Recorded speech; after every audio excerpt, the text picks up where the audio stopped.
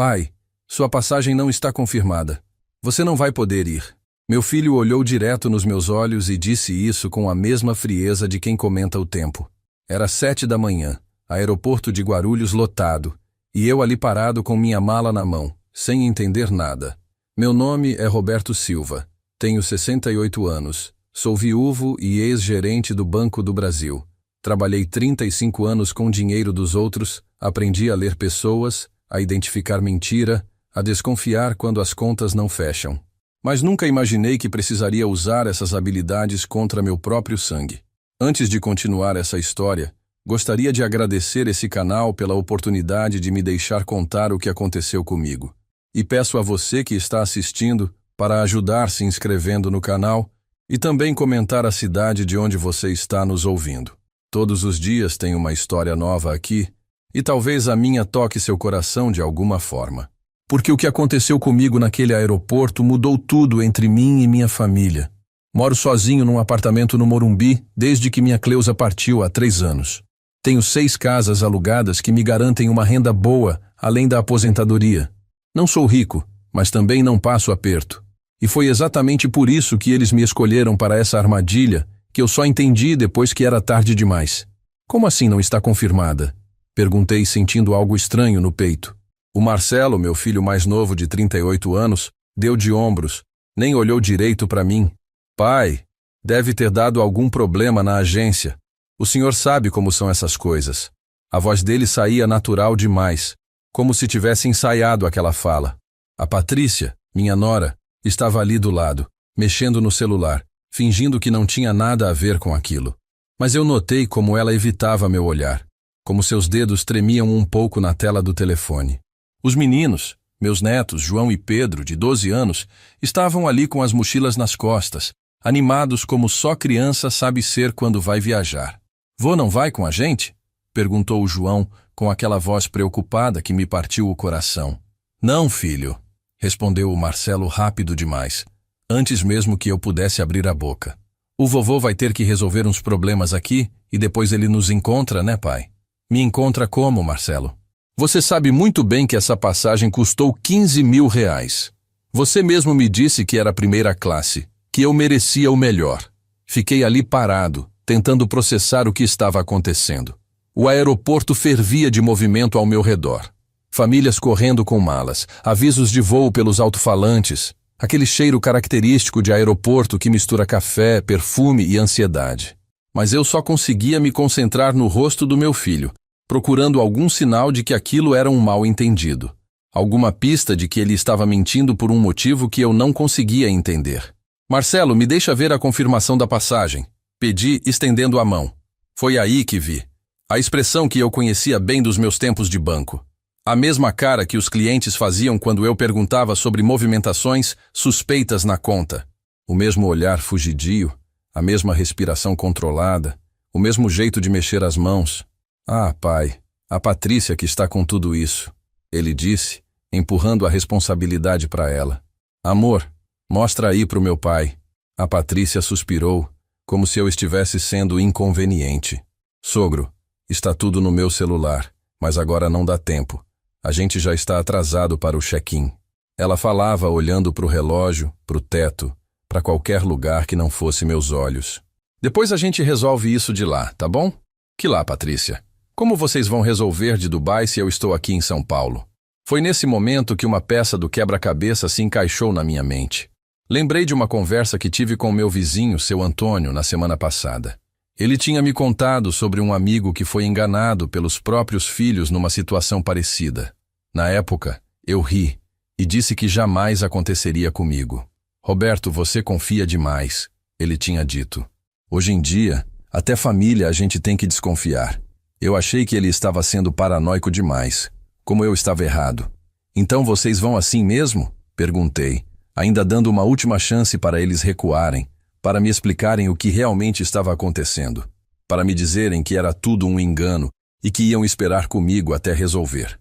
Pai, a gente não pode perder o voo, disse o Marcelo, já pegando as malas dos meninos.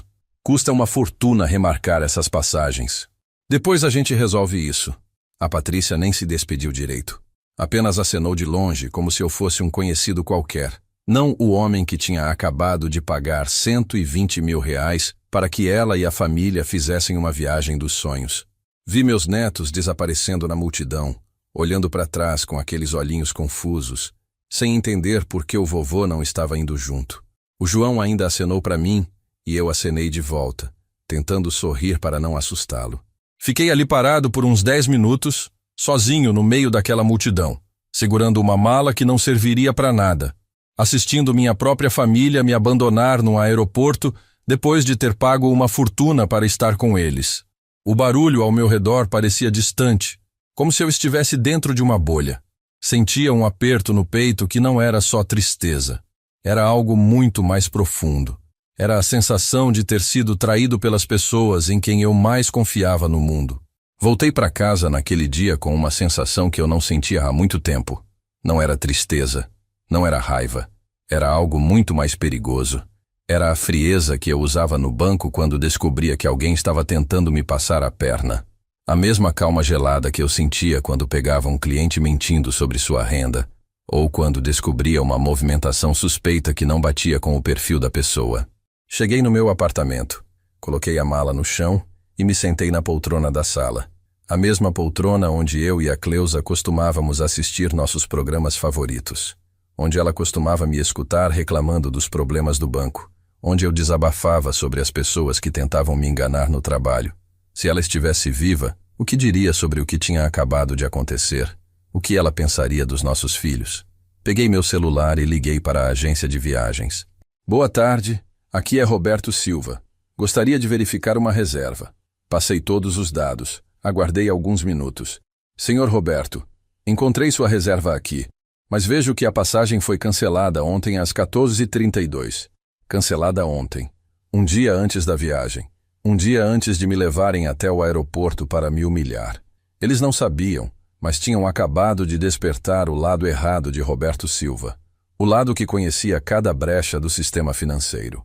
O lado que sabia exatamente como fazer alguém se arrepender de ter mexido com quem não devia. Sentado na minha poltrona naquela tarde, comecei a remontar os últimos 3 meses e percebi que os sinais estavam todos lá. Eu que fui cego demais para enxergar. Ou talvez carente demais para querer enxergar. Tudo começou no final de novembro, quando o Marcelo apareceu aqui em casa com uma conversa estranha. Ele nunca foi de vir me visitar sem motivo, ainda mais sem a Patrícia e os meninos. Mas naquele domingo ele chegou sozinho, meio nervoso, mexendo nas mãos o tempo todo. Pai, preciso conversar com o senhor, disse, se sentando na beirada do sofá como quem não pretende ficar muito tempo. Pensei que fosse falar de algum problema financeiro. Não seria a primeira vez. O senhor está bem? Sozinho nessa casa grande? Começou ele, olhando ao redor como se estivesse avaliando algo. Achei estranho porque meu apartamento não é grande. 3 quartos, sala, cozinha, normal. Estou bem, filho. Por que a pergunta? Ele demorou para responder. Ficou olhando para a foto da sua mãe na estante. É que a Patrícia e eu estávamos conversando. O senhor não se sente sozinho? Não sente falta de viajar, de conhecer lugares novos? Foi aí que meu primeiro alarme deveria ter tocado. O Marcelo nunca se preocupou com minha solidão antes. Nunca perguntou se eu queria viajar. Mas eu estava carente demais para questionar. Às vezes sinto sim, admiti. E era verdade. Desde que a Cleusa partiu, a casa ficou muito silenciosa. Por quê? Você tem alguma sugestão? Ele sorriu, mas era um sorriso diferente. Calculado. Na verdade, tenho sim. A Patrícia viu uma promoção de viagem para Dubai. Um pacote familiar incrível. Pensamos em convidar o senhor para ir junto. Dubai. Um lugar que eu nunca tinha nem cogitado conhecer. Seria eu, ela, os meninos e o senhor. Uma viagem em família de verdade, pai. Fiquei emocionado, confesso. Fazia anos que ninguém me incluía em planos de família. Desde que me aposentei, parece que eu tinha virado um peso morto para todos. Seria maravilhoso, filho. Quanto custa uma coisa dessas? Ele fez uma cara meio preocupada, bem ensaiada. É que é meio caro, pai.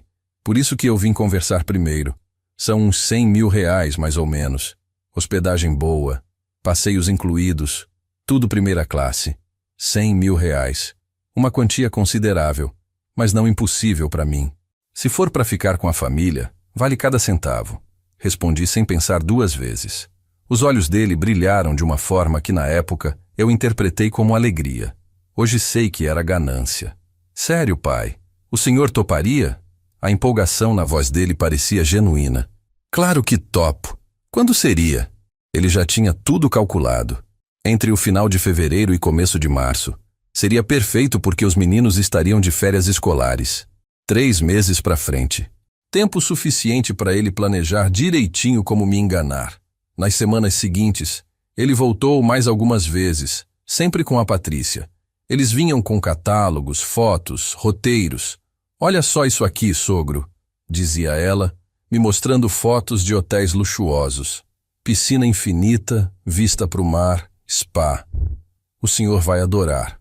Eu ficava encantado vendo aquelas imagens, imaginando os meninos brincando na piscina, imaginando jantares em família com vista para a cidade. E o melhor, completava o Marcelo, é que a gente pode ficar junto o tempo todo, sem pressa, sem correria, só a família.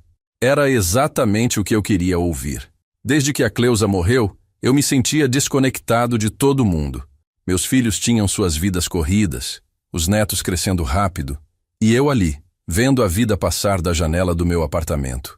Aquela viagem parecia a oportunidade perfeita para reconectar, para ser avô de verdade, para me sentir parte da família de novo.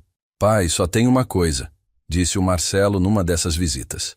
Como é tudo internacional, eles pedem pagamento antecipado. E tem que ser até o fim de dezembro para garantir os preços. Pagamento antecipado. No banco, eu sempre dizia para os clientes tomarem cuidado com isso. Mas estava falando da minha própria família. Quanto precisa? Perguntei. Uns 50 mil agora, para reservar tudo. O resto a gente vai acertando depois. Fui ao banco no dia seguinte e fiz a transferência. 50 mil reais direto para a conta do Marcelo. Ele me ligou no mesmo dia, todo agradecido. Pai, o senhor não imagina como isso é importante para nossa família. Os meninos estão super animados. Falou com os netos ao fundo e eu ouvi eles gritando. Oba, vô, Dubai! Meu coração se encheu. Valia cada centavo só para ouvir aquela alegria na voz deles. Em janeiro, ele voltou pedindo mais dinheiro. Pai, aumentou a taxa do dólar. E a Patrícia viu uns passeios extras que ia ser legal incluir. Mais 30 mil. Depois, em fevereiro, mais 20 mil para upgrade dos quartos e umas compras antecipadas. No total, foram 120 mil reais que saíram da minha conta em 3 parcelas. Cada vez que eu transferia, eles ficavam mais carinhosos, mais atenciosos. O Marcelo começou a me ligar mais vezes. A Patrícia até me chamou para almoçar uma vez. Agora, sentado na minha poltrona depois da humilhação do aeroporto, eu entendia tudo. Cada visita havia sido calculada. Cada demonstração de carinho havia sido encenada. Cada centavo que eu transferi havia sido roubado. Não era uma viagem em família. Era um golpe em família. E eu, Roberto Silva, homem que passou 35 anos protegendo o dinheiro dos outros, tinha caído que nem um pato na armadilha dos meus próprios filhos. Peguei meu celular e abri o aplicativo do banco. Lá estavam todas as transferências. 50 mil em dezembro, 30 mil em janeiro, 20 mil no começo de fevereiro e mais 20 mil na semana passada para fechar os últimos detalhes.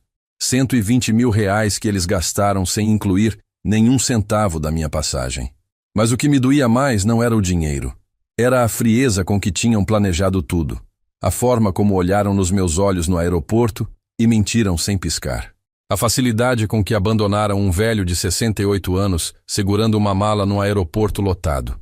E principalmente, a certeza de que eles achavam que eu era bobo demais para fazer alguma coisa. Eles não faziam ideia de quem estavam mexendo. Não sabiam que Roberto Silva não tinha chegado a gerente de banco sendo bonzinho. Não sabiam que eu conhecia cada brecha do sistema financeiro. E principalmente, não sabiam que quando mexem com o meu dinheiro, mexem com a coisa errada. Peguei meu notebook e comecei a fazer o que sabia fazer de melhor. Rastrear dinheiro. Se eles queriam brincar de me enganar, iam descobrir que o jogo tinha mudado de nível. Na manhã seguinte, acordei com uma determinação que não sentia há anos. Não dormi quase nada, mas minha mente estava cristalina. 40 anos mexendo com dinheiro me ensinaram uma coisa. Quando você quer descobrir a verdade, siga o rastro dos pagamentos. E era exatamente isso que eu ia fazer. Liguei o computador e abri minha conta bancária. Todas as transferências estavam lá, documentadas, com datas e horários. Mas isso era só o começo. Peguei o telefone e liguei para Sônia, uma antiga colega que ainda trabalha no banco. Roberto, que saudade! Como está? A voz dela me trouxe um pouco de conforto. Oi, Sônia. Estou precisando de uma ajuda pequena. Você ainda tem acesso ao sistema de consultas? Ela hesitou um pouco. Roberto, você sabe que não posso... Sônia, é sobre meu próprio filho. Acho que estou sendo enganado. A mudança no tom dela foi imediata. Meu Deus, Roberto, o que está acontecendo? Expliquei rapidamente a situação. Ela ficou chocada. Espera aí, você quer que eu consulte as movimentações da conta do Marcelo? Exato. Roberto, isso é muito arriscado para mim.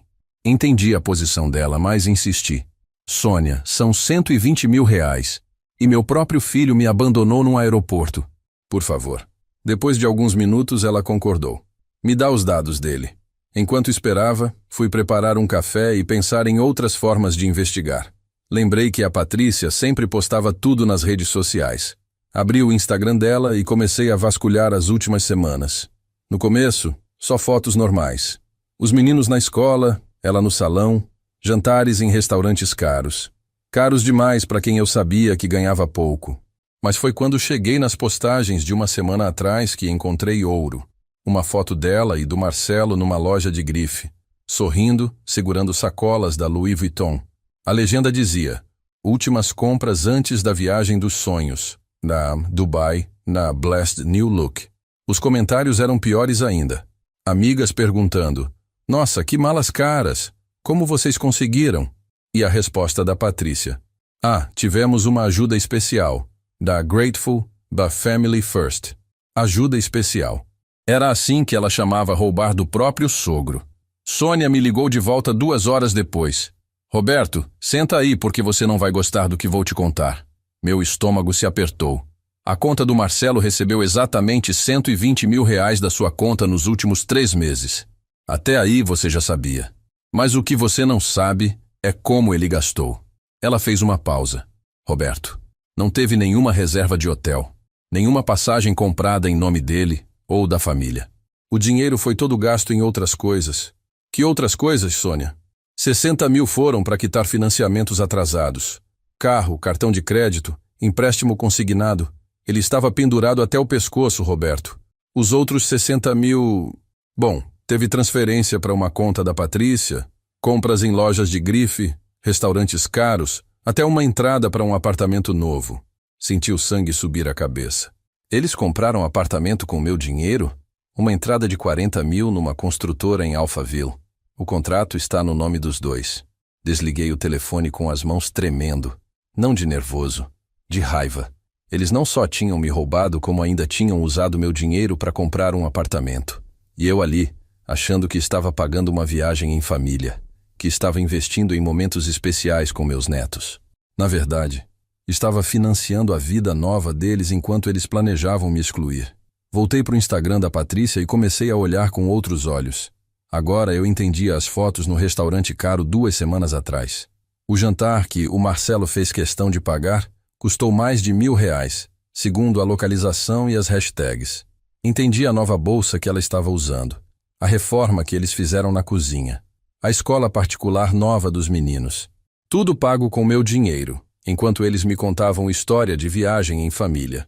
Mas foi quando encontrei as mensagens que tudo ficou claro.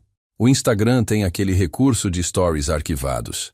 E lá, numa pasta chamada Planejamento, ela tinha salvado uma conversa com uma amiga dela, a Renata. Print das mensagens que elas trocaram pelo WhatsApp.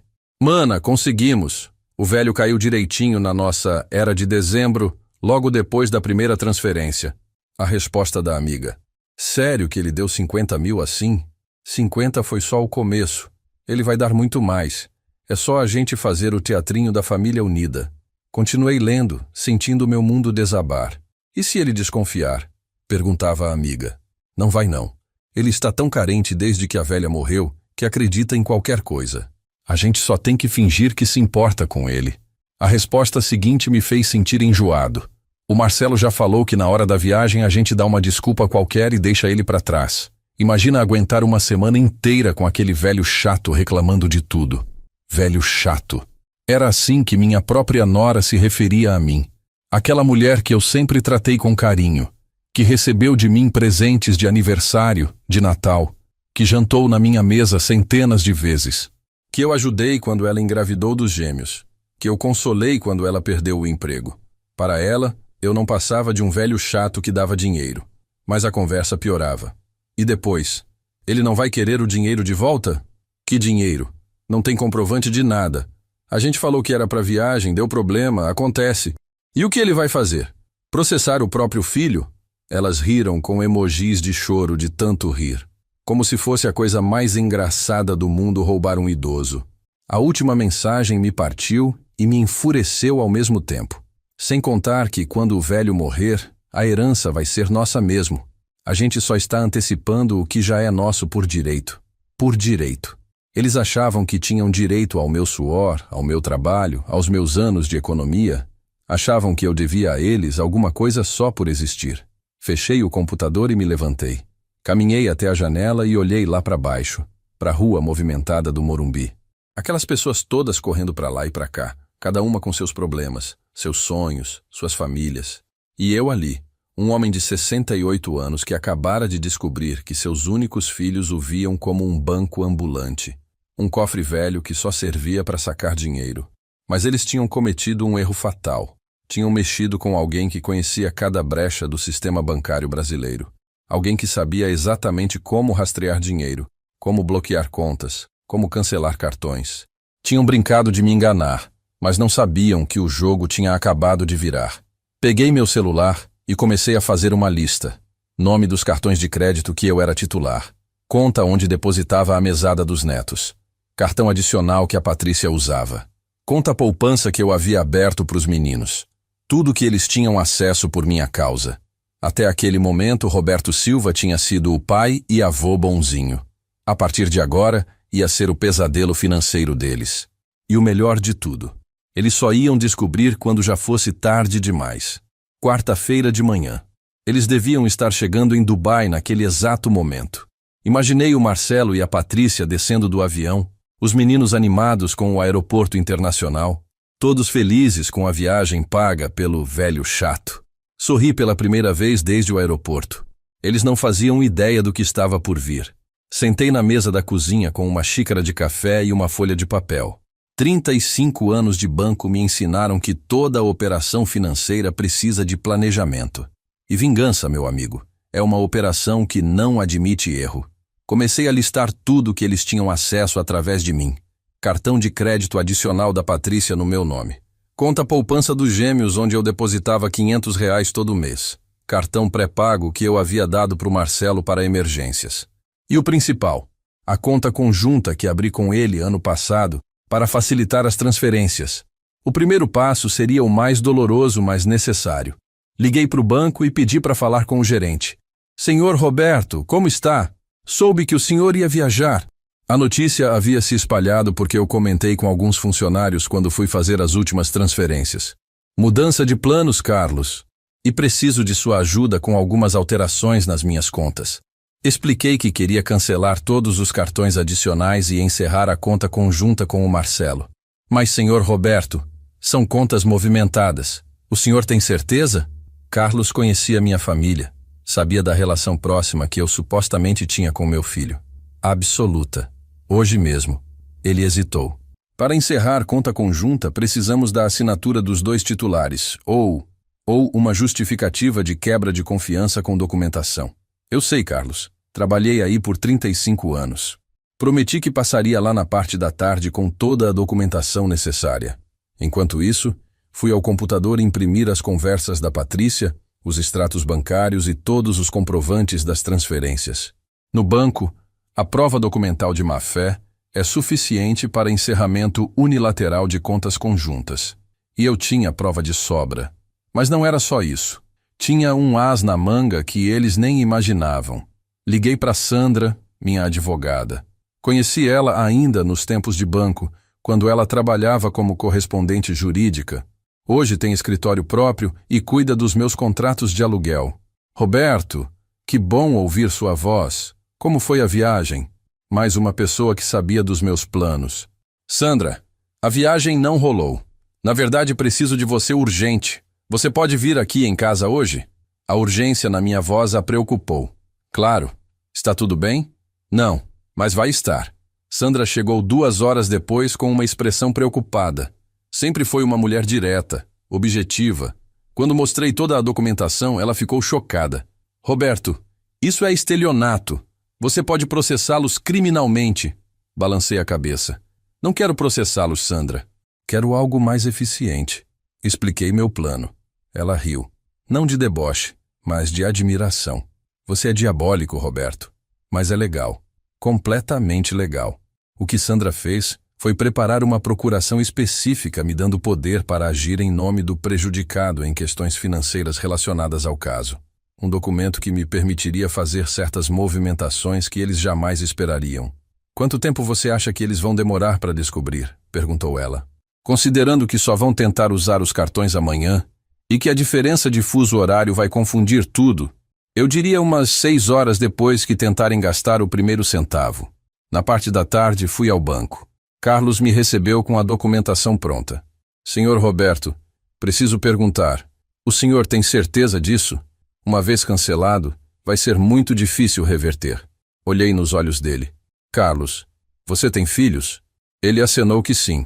Imagine descobrir que eles te roubaram 120 mil reais e ainda riram da sua cara. O que você faria? A expressão dele mudou completamente. Entendo.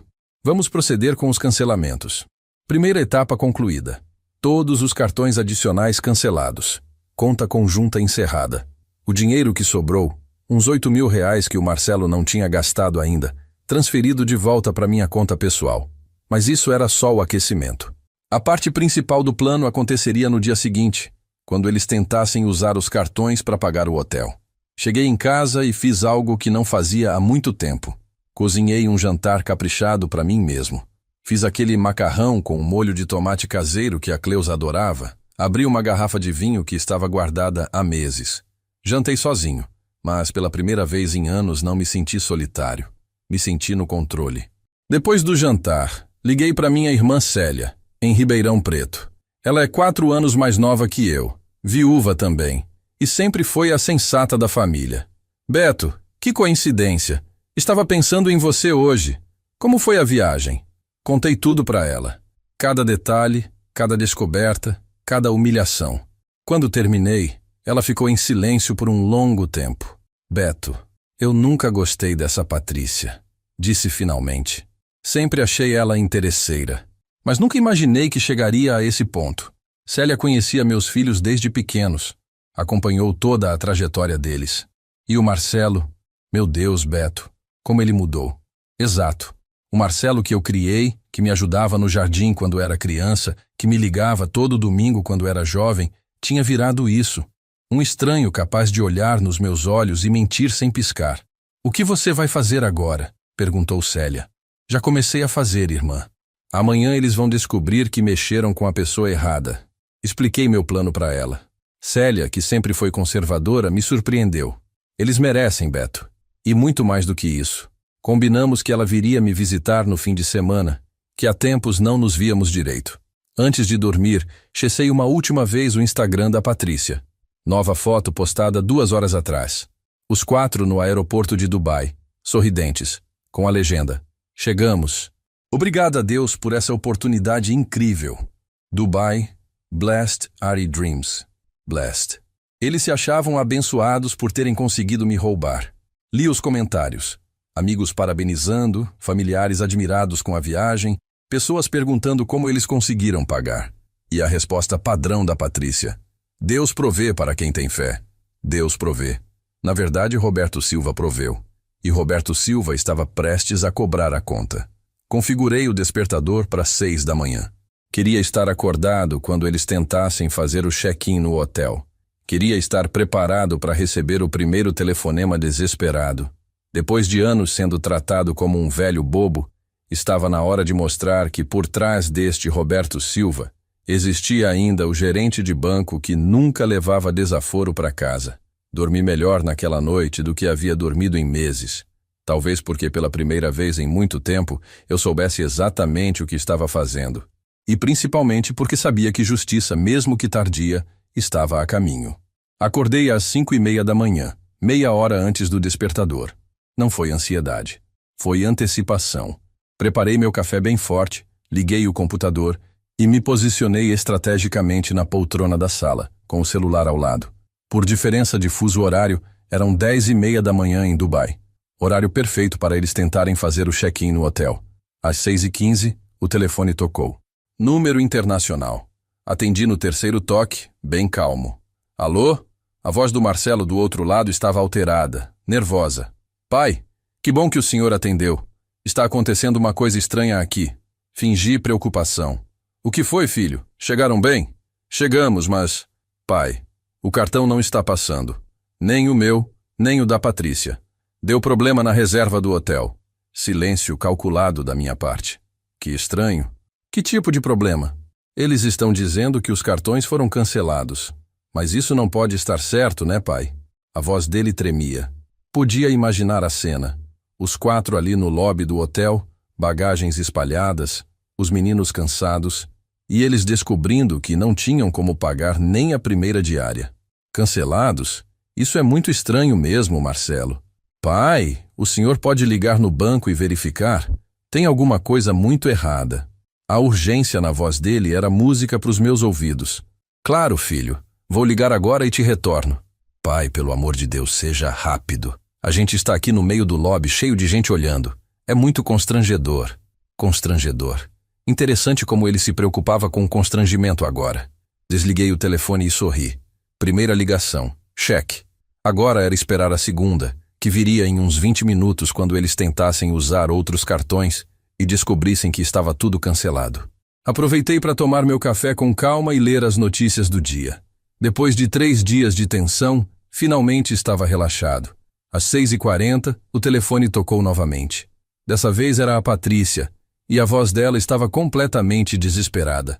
Sogro, pelo amor de Deus, o senhor conseguiu falar com o banco? Interessante. Agora eu havia virado sogro de novo.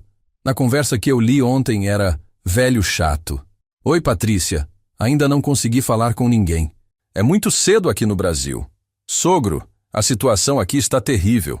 Nenhum cartão funciona. Nem os da conta conjunta, nem o meu adicional, nada. Que situação estranha mesmo, respondi, controlando a satisfação na voz. Vocês tentaram sacar dinheiro? Tentamos tudo. O caixa eletrônico não aceita nenhum cartão nosso. E o pior, eles estão ameaçando chamar a segurança do hotel porque acham que a gente está tentando aplicar golpe. Golpe. A ironia era deliciosa. Meu Deus, que situação. E os meninos? Como estão? Os meninos estão bem, mas confusos. Não entendem por que não conseguimos entrar no quarto. A voz dela estava quebrando. Sogro, o senhor tem algum cartão internacional que possa nos ajudar? Só para resolver essa situação? Agora a conversa estava ficando interessante. Patrícia, eu tenho cartão internacional, mas não sei se consigo fazer nada daí de Dubai. Então o senhor pode transferir dinheiro para a gente? Qualquer quantia só para sair dessa? Era exatamente a pergunta que eu estava esperando. Patrícia, para qual conta eu faria essa transferência? A conta conjunta que eu tinha com o Marcelo? Isso, para aquela conta. Mas filha, aquela conta foi encerrada ontem. Silêncio total do outro lado. Como assim encerrada? Eu encerrei, depois que descobri para que vocês usaram meu dinheiro. O silêncio se estendeu por quase 1 minuto. Podia ouvir vozes ao fundo, o barulho do lobby do hotel e imaginar a cara de pânico dos dois. Sogro, o senhor está sabendo de alguma coisa? A voz dela agora estava diferente, cautelosa. Patrícia, eu sei de tudo. Das conversas no Instagram, dos 60 mil para quitar as dívidas do Marcelo, dos 40 mil de entrada no apartamento, de vocês me chamarem de velho chato. Escutei ela sussurrar, meu Deus, pro Marcelo. Depois um barulho de confusão, vozes se misturando. O Marcelo tomou o telefone. Pai, deixa eu explicar. Não precisa explicar nada, Marcelo. Está tudo muito claro. Pai, eu sei que parece ruim, mas... Parece? Marcelo, vocês me roubaram 120 mil reais, me humilharam num aeroporto e ainda riram da minha cara. Não parece ruim, é ruim. Pai, a gente pode conversar quando eu voltar. A gente pode resolver isso. A voz dele estava completamente quebrada agora. Podem resolver como, Marcelo? Devolvendo meu dinheiro? Pedindo desculpa por terem me tratado como um bobo? Pai, por favor. Os meninos estão aqui. Eles não têm nada a ver com isso. Era verdade. Os meninos eram inocentes. Mas isso não mudava nada. Marcelo, vocês criaram essa situação. Agora vocês resolvam. Pai, pelo menos transfere o dinheiro da passagem de volta. A gente precisa voltar para o Brasil. Ah, agora queriam voltar. A passagem de vocês está paga, Marcelo. Vocês que se virem com o resto. Pai, o senhor não pode fazer isso com a gente. Somos sua família. Família. Essa palavra me machucou mais do que eu esperava. Marcelo, família não rouba família.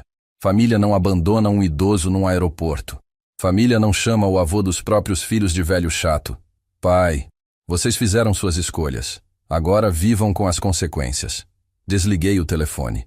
As mãos tremiam um pouco, mas não de nervoso. Era adrenalina pura. Depois de 3 dias me sentindo humilhado e usado, finalmente tinha virado o jogo. Eles estavam descobrindo o que significava mexer com Roberto Silva. O telefone tocou novamente quase imediatamente. Eu deixei tocar. Tocou mais 15 vezes nos próximos 10 minutos. Ignorei todas. Depois começaram as mensagens de WhatsApp. Pai, por favor atenda. Pai, a gente está desesperado. Pai, os meninos estão perguntando o que está acontecendo. Li todas, mas não respondi nenhuma. Às 9 da manhã, recebi uma ligação de um número que não conhecia.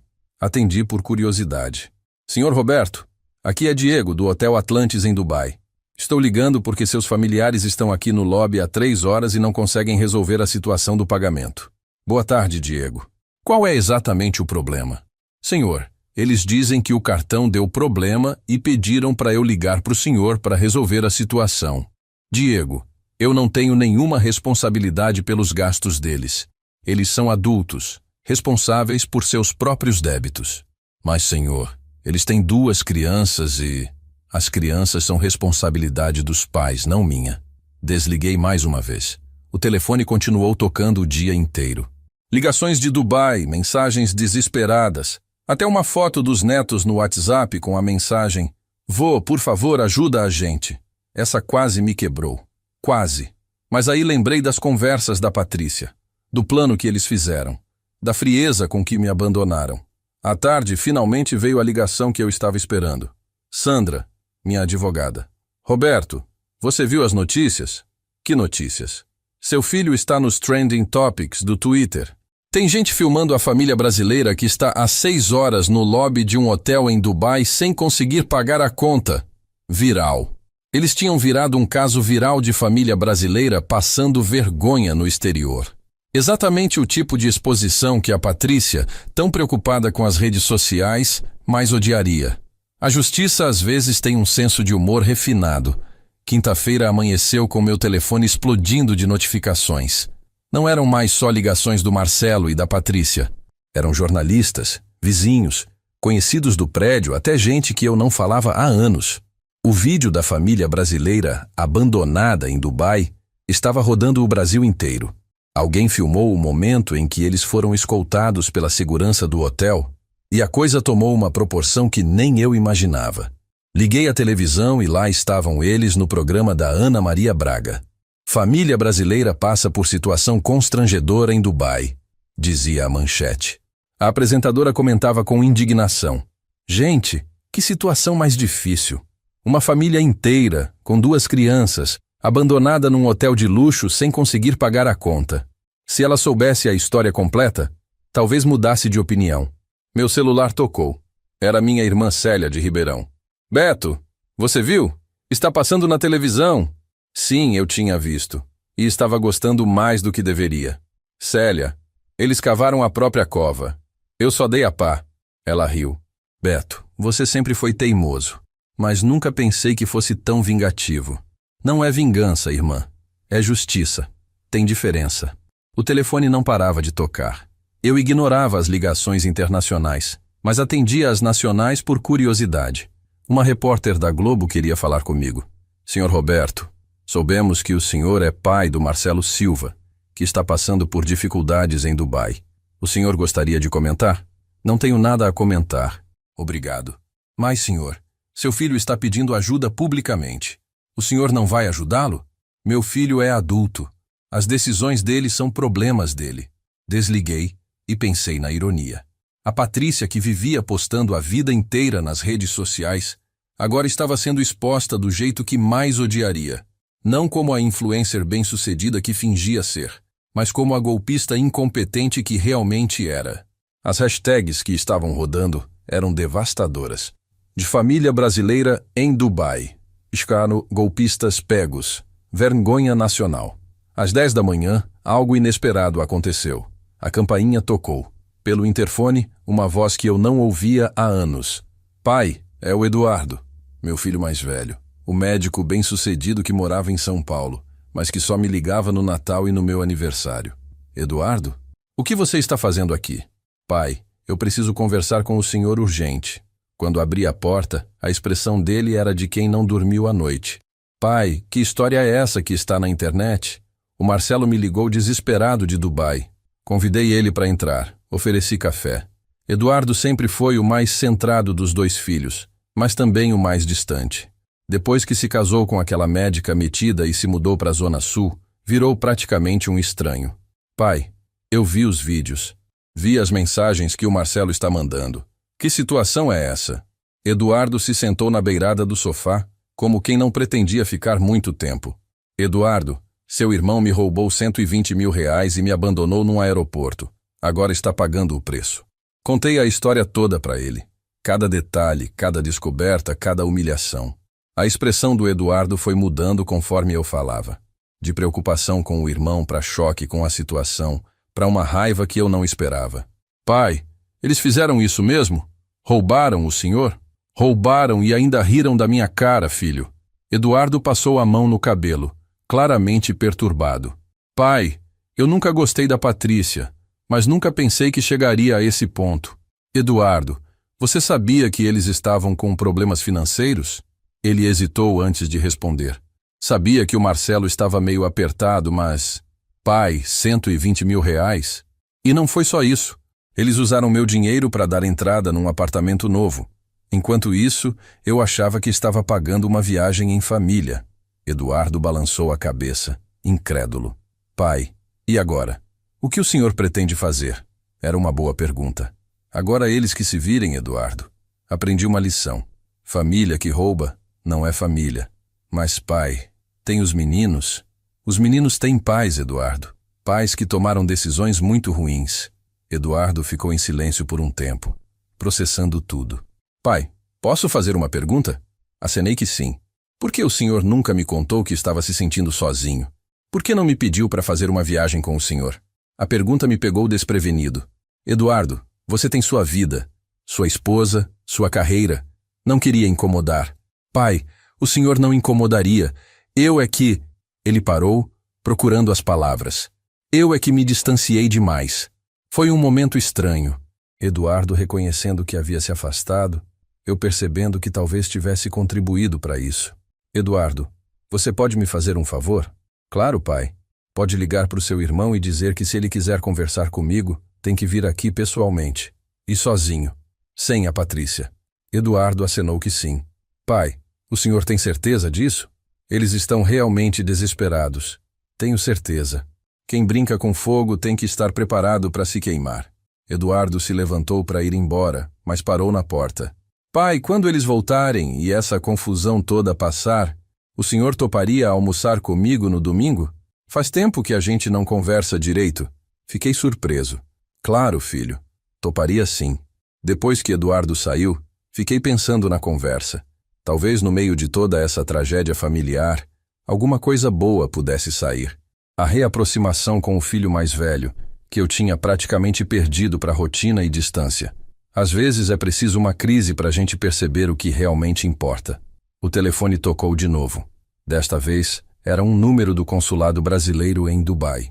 Senhor Roberto Silva, aqui é o cônsul Antônio Mendes. Estou ligando sobre a situação da sua família aqui em Dubai. Boa tarde, cônsul. Em que posso ajudá-lo? Senhor, sua família está pedindo nossa ajuda. Eles alegam que foram vítimas de um golpe bancário e estão sem recursos. Cônsul, eles não foram vítimas de golpe nenhum. Eles aplicaram um golpe e foram descobertos. Expliquei resumidamente a situação. O cônsul ficou em silêncio por um momento. Senhor, entendo a situação, mas temos 2 crianças envolvidas. Cônsul, as crianças têm pais responsáveis por elas. Eu não tenho obrigação legal nenhuma de custear as férias de ninguém. Mas, senhor, cônsul, com todo respeito, eles são adultos capazes. Se fizeram essa viagem sem ter dinheiro para bancar, o problema é deles. Compreendo, senhor Roberto. Vou orientá-los sobre os procedimentos legais aqui. Obrigado pela ligação. À tarde, o Marcelo conseguiu pegar um empréstimo de algum amigo e resolver pelo menos a situação do hotel. Postou um vídeo no Instagram pedindo desculpas pelo mal-entendido e prometendo esclarecer tudo quando voltasse ao Brasil. Mal-entendido. Era assim que ele chamava roubar o próprio pai. Mas a essa altura, a internet já havia feito seu trabalho. Os comentários no vídeo dele eram devastadores. Golpista! Roubou o próprio pai! Família sem vergonha! A Patrícia desativou o Instagram dela. A exposição havia saído completamente do controle. No final do dia, recebi uma mensagem de áudio do Marcelo. A voz completamente quebrada. Pai, eu sei que errei. Eu sei que não tenho desculpa. Mas, por favor, quando eu voltar, me dá uma chance de conversar. Eu preciso explicar as coisas para o senhor. Escutei o áudio 3 vezes. Pela primeira vez ele parecia realmente arrependido. Não desesperado por dinheiro. Arrependido. Talvez Roberto Silva estivesse disposto a ouvir. Mas só talvez. E nas condições dele. 2 semanas se passaram depois da conversa com o Marcelo. Nesse tempo, estabeleci uma rotina que eu não tinha há anos. Segunda, quarta e sexta, ia na academia do prédio. Terça e quinta visitava minha irmã Célia, que tinha vindo passar uns dias comigo. E todo domingo almoçava com o Eduardo. Pela primeira vez desde que a Cleusa morreu, eu tinha uma agenda social. Foi numa terça-feira que as coisas começaram a mudar. Eu estava voltando da fisioterapia quando o porteiro me parou. Seu Roberto, tem uma mulher aqui há 2 horas esperando o senhor. Disse que é sua nora. Meu sangue gelou. A Patrícia. Onde ela está? Ali na área de espera, senhor. Lá estava ela. Mais magra, sem maquiagem. Cabelo preso num rabo de cavalo simples. Bem diferente da mulher metida que eu conhecia. Quando me viu, se levantou rapidamente. Sogro, obrigada por me receber. Eu não disse que ia te receber, Patrícia. Eu sei, mas preciso muito falar com o senhor. Fiquei olhando para ela por alguns segundos, decidindo se valia a pena ouvir o que tinha para dizer. 5 minutos, falei finalmente. 5 minutos no banco aqui da portaria mesmo. Ela acenou, grata. Nos sentamos nos bancos da área comum do prédio, longe o suficiente dos outros moradores, mas não no íntimo do meu apartamento. Sogro, eu vim pedir desculpas. Tá. Não, sério. Vim pedir desculpas de verdade. Olhei nos olhos dela procurando sinais de mentira. Não encontrei o sorriso calculado de sempre. Sogro, eu fui a cabeça de tudo isso. Foi minha ideia. O Marcelo só concordou porque eu pressionei muito. Patrícia, vocês 2 são adultos. Vocês 2 são responsáveis. Eu sei, mas... Sogro, eu estava desesperada. O Marcelo devia muito dinheiro, a gente ia perder o apartamento onde mora, os meninos iam ter que sair da escola. E vocês acharam que a solução era me roubar? A gente não pensou como roubo. A gente pensou como pegar emprestado. Emprestado sem avisar é roubo, Patrícia. Ela abaixou a cabeça. Sogro, eu sei que o senhor deve me odiar. Eu não te odeio, Patrícia. Eu não sinto nada por você. Isso pareceu machucá-la mais do que se eu tivesse dito que odiava. Sogro, o Marcelo me contou as condições que o senhor deu. E eu vim falar que aceito. Aceita o quê? Me separar dele. Isso me pegou desprevenido. Como assim? Sogro, o Marcelo me ama de verdade. E ele ama o senhor também. Ele não consegue viver escolhendo entre nós 2. Então eu vou facilitar a escolha. Fiquei em silêncio, processando o que ela havia dito. Patrícia, você vai se separar do meu filho por minha causa? Não, sogro. Eu vou me separar dele porque vi o que eu fiz com a nossa família. Vi como eu transformei meu marido num mentiroso, num ladrão. Vi como eu destruí a relação dele com o pai. A voz dela estava tremendo. Sogro, O Marcelo não dorme direito há 3 semanas. Ele chora todas as noites. E os meninos? Os meninos ficam comigo, mas eu não vou impedir eles de ver o avô. Nunca mais. Patrícia, por que você está fazendo isso? Porque pela primeira vez na vida eu olhei no espelho e vi quem eu realmente sou. E eu não gostei nada do que vi. Ficamos em silêncio por alguns minutos. Eu tentando entender se aquilo era uma nova manipulação ou um arrependimento genuíno. Patrícia, você sabe que uma separação vai complicar ainda mais a vida financeira de vocês? Eu sei, mas dinheiro a gente consegue de outro jeito. Família, quando quebra, às vezes não tem conserto. E você está disposta a abrir mão da sua família por causa dos meus sentimentos? Sogro, eu não estou abrindo mão da minha família. Eu estou tentando salvar o que sobrou dela. Ela se levantou. Eu só vim avisar. Semana que vem eu saio de casa. Já aluguei um apartamento pequeno perto da escola dos meninos. Patrícia. Ela parou. Você conversou isso com o Marcelo? Conversei. Ele tentou me convencer a não fazer, mas eu já decidi. E ele concordou? Ele chorou, mas concordou. Ela fez uma pausa. Sogro, o Marcelo disse que vai vender o apartamento que a gente comprou. Disse que cada centavo vai ser devolvido para o senhor. Depois que ela saiu, fiquei ali sentado no banco por mais 1 hora pensando. Havia algo diferente na Patrícia. Uma humildade que eu nunca tinha visto nela. Uma sinceridade que parecia genuína. Mas eu já tinha sido enganado antes pela minha própria família. Não ia baixar a guarda tão fácil. Na quinta-feira, o Eduardo apareceu em casa sem avisar. Pai, o senhor soube? Soube o quê? O Marcelo e a Patrícia se separaram. Ele está morando sozinho num flat perto do trabalho. Soube sim. A Patrícia veio falar comigo. E o que o senhor achou? Achei que ela está tentando consertar o que estragou. Pai, o Marcelo está destruído. Eduardo, seu irmão é adulto. Ele vai sobreviver. Pai, ele vendeu o apartamento. Vai trazer o dinheiro para o senhor semana que vem. Isso me surpreendeu. Não achei que ele fosse conseguir vender tão rápido. Eduardo, ele pediu empréstimo para vender rápido? Vendeu pelo preço que comprou, pai. Não ganhou nada. E as dívidas dele? Pai, é aí que eu queria chegar. Ele quitou tudo que devia. Cartão, financiamento, empréstimo. Ficou sem nada, mas quitou. Como? Pai, ele vendeu o carro. Pegou o empréstimo no consignado. Até a aliança de casamento ele vendeu. Eduardo fez uma pausa. Pai, eu nunca vi meu irmão tão determinado a consertar uma coisa. Eduardo, determinação é bom, mas não apaga o que foi feito. Eu sei, pai, mas pelo menos mostra que ele está tentando. Eduardo se levantou para sair, mas parou. Pai, posso falar uma coisa? Fala. O senhor já puniu eles o suficiente. Talvez seja hora de pensar em como reconstruir. No sábado à tarde, eu estava assistindo televisão quando a campainha tocou. Pelo interfone, uma voz de criança. Vô, é o João. Meu coração disparou. Era meu neto. João, onde está seu pai? Tá aqui embaixo, vô. Ele disse que não podia subir sem o senhor deixar. Desci até a portaria. Lá estava o Marcelo com os 2 meninos. O João e o Pedro me olhavam com aqueles olhinhos confusos, sem entender por que faziam tanto tempo que não me viam. Pai, eles estão perguntando pelo senhor há semanas. Eu trouxe só para eles te verem, não precisa deixar a gente subir. Olhei para os meus netos. Magrinhos, crescidos, mas com a mesma carinha angelical de sempre. Vô, por que o senhor não foi para Dubai? Perguntou o Pedro. Como é que eu explicava para uma criança de 12 anos que o pai dele era um ladrão? Vô teve uns problemas para resolver, meu amor. Mas agora pode ir passear com a gente? Olhei para o Marcelo. Ele estava visivelmente emocionado, mas não disse nada, esperando minha resposta. Pode sim, respondi. Que tal se vocês viessem almoçar com o vô domingo? Os olhos dos meninos brilharam. Sério, vô? Sério. Mas só vocês 2 e seu pai. Combinado? Combinado, gritaram juntos. O Marcelo apenas sussurrou. Obrigado. Talvez Eduardo tivesse razão. Talvez fosse hora de pensar em reconstruir. Não voltar ao que era antes. Isso nunca mais seria possível.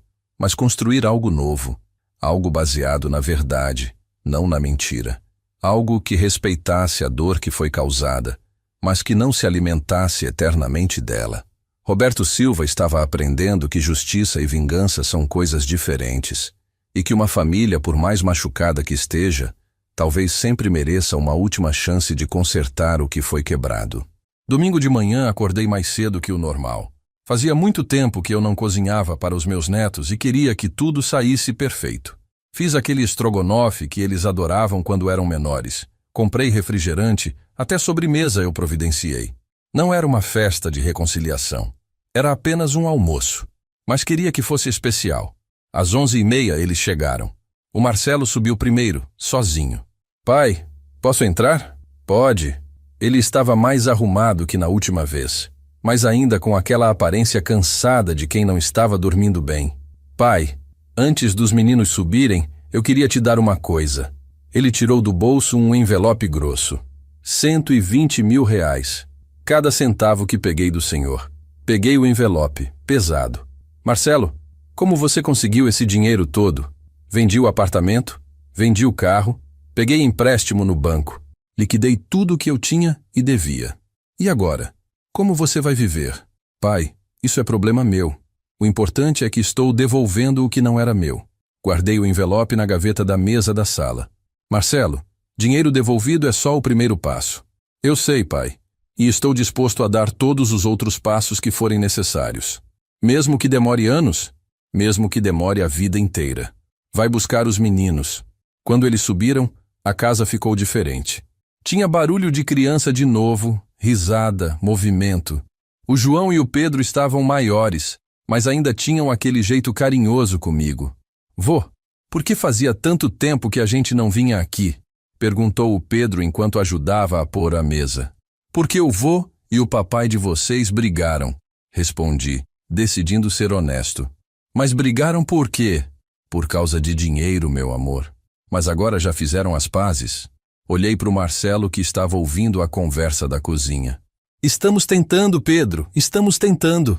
Durante o almoço, os meninos contaram sobre a escola, sobre os amigos, sobre como foi Dubai. Vô, Dubai é muito legal, mas a gente ficou triste porque o senhor não foi. Por que ficaram tristes? Porque viagem em família tem que ser com toda a família, disse o João com a simplicidade das crianças. João, às vezes os adultos fazem coisas erradas e depois precisam consertar. E o papai fez coisa errada? A pergunta direta me pegou desprevenido. Olhei para o Marcelo que estava claramente desconfortável. Fez sim, respondi. Mas agora ele está tentando consertar. E o senhor vai perdoar ele? Estou pensando. Depois do almoço, enquanto os meninos assistiam televisão na sala, eu e o Marcelo lavamos a louça juntos. Pai, eles não sabem de nada. Eu disse que foi só uma briga entre adultos. Foi a coisa certa a fazer. Pai, posso fazer uma pergunta? Pode. O que eu preciso fazer para o senhor confiar em mim de novo? Parei de lavar os pratos e olhei para ele. Marcelo, confiança não se reconquista com uma conversa ou um almoço. Confiança se reconquista com atitudes, dia após dia, mês após mês. Pai, me dá essa chance. Estou dando. Mais devagar e nas minhas condições. Quais condições? Primeira, você vem almoçar aqui todo domingo com os meninos. Quero acompanhar como eles estão crescendo. Fechado. Segunda, você me conta como estão suas finanças, seus problemas, suas decisões importantes. Sem mentira, sem esconder nada. Fechado. Terceira, se um dia você precisar de dinheiro emprestado, você me pede, não pega escondido. Pai, eu juro que nunca mais. Marcelo, não jura nada. Jura é coisa de político. Só cumpre. Ele acenou que sim. Pai, e se eu conseguir provar que mudei mesmo? Se conseguir, a gente conversa sobre voltar a ser pai e filho de verdade. E se eu não conseguir? Aí você vai continuar sendo o cara que roubou o próprio pai. A escolha é sua. À tarde, quando eles foram embora, os meninos me deram um abraço apertado. Vô, semana que vem a gente volta? Vocês voltam sim. E o senhor pode ir no cinema com a gente? Olhei para o Marcelo. Se seu pai deixar... Claro que deixo, ele disse rapidamente. Depois que eles saíram, fiquei na poltrona pensando no dia. Tinha sido bom. Não igual ao que era antes, mas bom. Os meninos estavam felizes. O Marcelo parecia realmente comprometido em mudar e eu estava começando a sentir que talvez ainda houvesse algo da nossa família para salvar. Na segunda-feira, algo inesperado aconteceu. O Marcelo me ligou.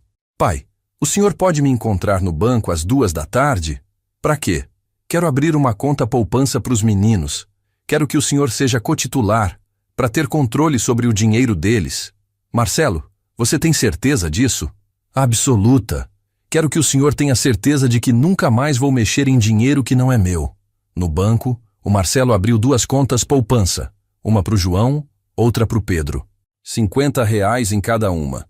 Todo o dinheiro que sobrou depois de quitar as dívidas e me devolver os 120 mil.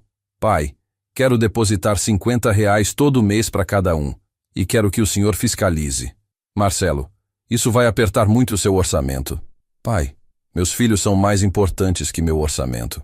Quando voltei para casa, encontrei uma mensagem da Patrícia no WhatsApp. Sogro, soube que o senhor almoçou com os meninos. Obrigada por não ter tirado eles da sua vida. Pensei em responder, mas ainda não estava pronto para isso. Talvez um dia, mas ainda não. Na quarta-feira, o Eduardo passou lá em casa. Pai, como foi o almoço com o Marcelo? Melhor do que eu esperava. O senhor acha que ele mudou mesmo? Eduardo, não sei se ele mudou, mas sei que ele está tentando. E isso basta? Por enquanto basta. Pai, posso falar uma coisa? Fala. Eu tenho orgulho do jeito que o senhor lidou com tudo isso. Por quê? Porque o senhor podia ter simplesmente cortado relação com todo mundo e pronto. Mas o senhor teve a sabedoria de punir sem destruir, de ensinar sem humilhar. Eduardo fez uma pausa. Pai, o senhor é um homem melhor do que eu. Eduardo, você é um bom filho. Você nunca me deu problema. Pai, mas eu também nunca estive presente quando o senhor precisou. Isso também é um tipo de abandono. Ele tinha razão. Eduardo, o importante é que você está aqui agora. E vou continuar estando, pai, todas as semanas. Na sexta-feira recebi uma ligação que não esperava. Era da Sandra, minha advogada. Roberto, você viu as notícias? Que notícias? Sua história virou caso de estudo numa faculdade de direito. O professor está usando como exemplo de como resolver conflitos familiares sem partir para os tribunais. Interessante. A história que começou com humilhação num aeroporto estava virando exemplo de justiça familiar. Sandra, você acha que eu fiz a coisa certa? Roberto, você fez a única coisa que podia dar certo. Você ensinou consequências sem destruir possibilidades. No final da semana, enquanto me preparava para o próximo almoço de domingo, percebi que alguma coisa havia mudado em mim também. Eu não era mais o Roberto Silva que foi enganado, mas também não era o Roberto Silva amargo que só queria vingança. Eu era um homem que havia aprendido que força verdadeira não está em quebrar quem te machuca, mas em dar chance para quem quer consertar o que quebrou. Domingo estava chegando de novo. E pela primeira vez em meses, eu estava ansioso por ele chegar. 6 meses se passaram desde aquele domingo no aeroporto. Hoje, sentado na mesma poltrona onde planejei minha vingança, posso dizer que aprendi mais sobre vida, família e perdão nestes últimos meses do que em todos os meus 68 anos. O Marcelo não perdeu um único domingo. Toda semana ele chega aqui às 11 com os meninos, almoçamos juntos, conversamos sobre tudo. Ele me conta sobre as dificuldades financeiras, os medos, os planos para o futuro. Não é mais o filho perfeito que eu achava que tinha. É um homem real, com defeitos, mas que está lutando para ser melhor a cada dia. A conta poupança dos meninos já tem mais de R$ 600. Parece pouco, mas para quem estava quebrado há 6 meses, é muito.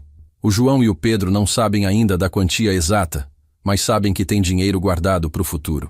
Vô, quando eu crescer, quero ser igual ao senhor, disse o Pedro semana passada. Como assim, meu amor? Quero ser uma pessoa que as outras respeitam. Respeito. Essa palavra ficou martelando na minha cabeça. Durante todos esses anos eu achei que respeito era sobre não ser enganado, sobre não levar desaforo. Descobri que respeito verdadeiro é sobre como você reage quando é desrespeitado. É sobre manter sua dignidade sem perder sua humanidade. O Eduardo virou meu companheiro de caminhada. Toda terça e quinta, às 6 da manhã, a gente anda no Parque do Ibirapuera. Recuperamos 30 anos de conversas perdidas. Ele me conta sobre o trabalho, sobre a esposa, sobre os planos de ter filhos. Eu conto sobre a saudade da mãe dele, sobre os medos da velhice, sobre a alegria de ter descoberto que ainda dá tempo de ser avô de verdade.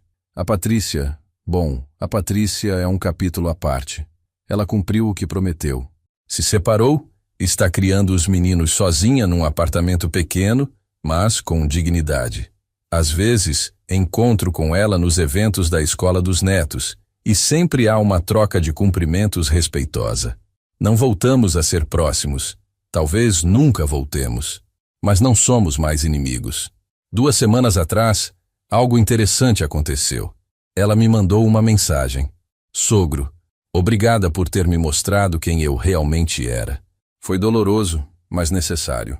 Respondi. Patrícia, espero que você tenha encontrado quem você quer ser. Não é perdão completo, mas é o começo de uma coexistência civilizada. Minha irmã Célia decidiu se mudar para São Paulo. Alugou um apartamento aqui no Morumbi, a 10 minutos de casa. Depois de anos morando longe uma da outra, decidimos que os últimos anos da nossa vida vão ser vividos perto. Beto, ela me disse ontem, você ficou mais sábio depois dessa confusão toda. Não sei se fiquei mais sábio, Célia.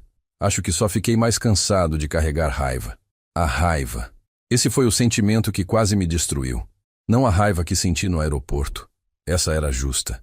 Mas a raiva que eu quase deixei tomar conta da minha vida. A raiva que quase me fez perder meus netos. Que quase me transformou num velho amargo que vive só de ressentimento. Tem uma coisa que eu aprendi nestes 6 meses. Vingança e justiça são coisas diferentes. Vingança é quando você quer que a pessoa sofra porque você sofreu. Justiça é quando você quer que a pessoa aprenda porque ela errou.